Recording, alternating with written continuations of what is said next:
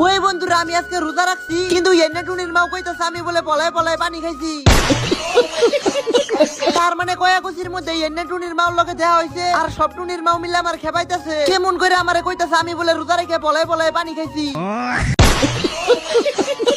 ওই বন্ধুরা কতদিন পরে এনে টুনির মাও লগে দেয়া হইছে, সব দিয়ে মিলে খুশি হয়ে আমার 10-5 টিয়া হে দিব, তা তুই আমার খেপাইতাছে।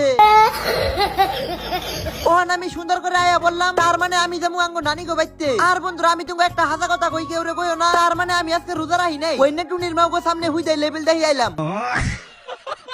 ওই বন্ধুরা ওখান আমি পাইয়া গেলাম বরপেটা। আর বন্ধুরা কয়েকদিন আগে আমি বরপেটায় ছিলাম, কয়েকটা টুনির মাও আমার বলে যাই আসল বুঝছো না, কিন্তু ওই নে টুনির মাও আজকে কোনে গেল।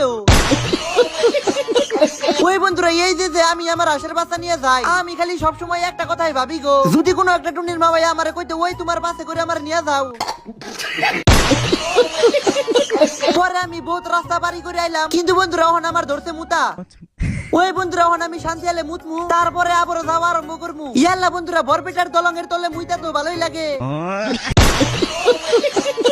ওই বন্ধুরা আমার আশের বাচ্চা মালটা তো ডেঞ্জার, তোমরাই দেওয়া আমার কোন দিকে কোনে নিয়ে এলো। পরে আমি আবার যাওয়া আরম্ভ করলাম, অল্প সামনে আমি ডলিসা রেস্টুরেন্টে হারিয়ে গেলাম, মানে আমি ভাবলাম যে কিবা খাইয়া যায়। ওই বন্ধুরা আমি কিন্তু চা খাইতেছি না, আমি আজকে কফি খাইতেছি।